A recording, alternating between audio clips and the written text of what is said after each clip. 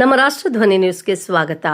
ಬೆಂಗಳೂರಲ್ಲಿ poultry feeds ಮಧ್ಯ ಗಾಂಜಾ ಸಾಗಾಟ, 1.25 ಕೋಟಿ ಮೌಲ್ಯದ ಗಾಂಜಾ ಜಪ್ತಿ, 2 ಅರೆಸ್ಟ್. ಬೆಂಗಳೂರಿನಲ್ಲಿ ಪೊಲೀಸರು ಭರ್ಜರಿ ಕಾರ್ಯಾಚರಣೆ ನಡೆಸಿದ್ದು, ಸುಮಾರು 1,25,00,000 ಮೌಲ್ಯದ 250 ಕೆಜಿ ಗಾಂಜಾ ಜಪ್ತಿ ಮಾಡಿದ್ದಾರೆ. ಬೇಗೂರು ಮುಖ್ಯ ರಸ್ತೆಯ ಕೊಪ್ಪ ಬಳಿ ಇಬ್ಬರನ್ನು ಬಂಧಿಸಿ ಗಾಂಜಾ ವಶಕ್ಕೆ ಪಡೆದಿದ್ದಾರೆ. ಜಿಗಣಿ ಪೊಲೀಸರಿಂದ ರಾಮಾಯಣ ಯಾದವ್ 56 ಮತ್ತು ಸಮೀರ್ 51 ಬಂಧಿತ ಆರೋಪಿಗಳು ಎಂದು ತಿಳಿದುಬಂದಿದೆ. ಬೆಂಗಳೂರು ನಗರ ಜಿಲ್ಲೆ ಆನೇಕಲ್ ತಾಲೂಕಿನ ಜಿಗಣಿ ಪೊಲೀಸ್ ಠಾಣೆಯ ಪೊಲೀಸರು ಈ ಒಂದು ಕಾರ್ಯಕ್ರಮ ನಡೆಸಿದ್ದಾರೆ.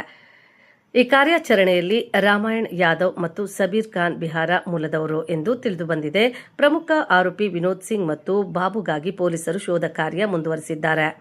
ಯಾರಿಗೂ ತಿಳಿದಂತೆ ಪೌಲ್ಟ್ರಿ ಫೀಡ್ಸ್ ಮಧ್ಯೆ ಗಾಂಜಾ ಸಾಗಿಸುತ್ತಿದ್ದರು. ಸಿನಿಮಾ ಶೈಲಿಯಲ್ಲಿ ಗಾಂಜಾ ಸಾಗಾಟ ಮಾಡಿದ ಆರೋಪಿಗಳು ಪೊಲೀಸರ ಕಾರ್ಯಕ್ಕೆ ಬೆಂಗಳೂರು ಗ್ರಾಮಾಂತರ ಎಸ್ಪಿ ಚಂದ್ರಕಾಂತ್ ಪ್ರಶಂಸೆ ವ್ಯಕ್ತಪಡಿಸಿದ್ದಾರೆ.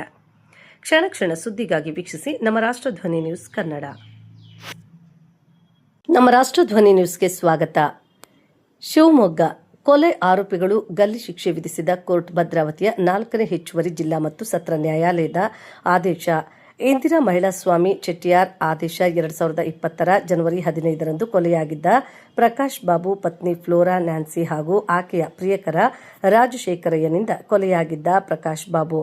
ಪೇಪರ್ ಟೌನ್ ಪೊಲೀಸ್ ಠಾಣಾ ವ್ಯಾಪ್ತಿಯ ಸುರಗಿ ತೋಪಿನ ವಾಸಿಯಾಗಿದ್ದ ಪ್ರಕಾಶ್ ಬಾಬು ರಾಜಶೇಖರಯ್ಯನ ಜೊತೆ ಅನೈತಿಕ ಸಂಬಂಧ ಹೊಂದಿದ್ದ. ಫ್ಲೋರಾ ನ್ಯಾನ್ಸಿ ತಮ್ಮ ಸಂಬಂಧಕ್ಕೆ ಅಡ್ಡಿ ಬರುತ್ತಾನೆ ಎಂದು ಪ್ರಕಾಶ್ ಬಾಬುವನ್ನ ಕೊಲೆ ಮಾಡಿದ ಆರೋಪಿಗಳು ಪ್ರಕಾಶ್ ಬಾಬುವಿಗೆ ಮತ್ತು ಬರುವ ಔಷಧಿಯನ್ನ ಹಾಕಿ ನಂತರ ಉಸಿರುಗಟ್ಟಿಸಿ ಕೊಲೆ ಮಾಡಿದ್ದು. ಆರೋಪಿಗಳು ಈ ಬಗ್ಗೆ ತನಿಖೆ ನಡೆಸಿ ದೋಷಾರೋಪಣಾ ಪಟ್ಟಿ ಸಲ್ಲಿಸಿದ ಅಂದಿನ ಇನ್ಸ್ಪೆಕ್ಟರ್ ಇಒ ಮಂಜುನಾಥ್ ಪ್ರಕರಣ ವಿಚಾರಣೆ ನಡೆಸಿ ಗಲ್ಲು ಶಿಕ್ಷೆಯ ಜೊತೆಗೆ 14 ಲಕ್ಷ ದಂಡ ವಿಧಿಸಿದ ಕೋರ್ಟ್.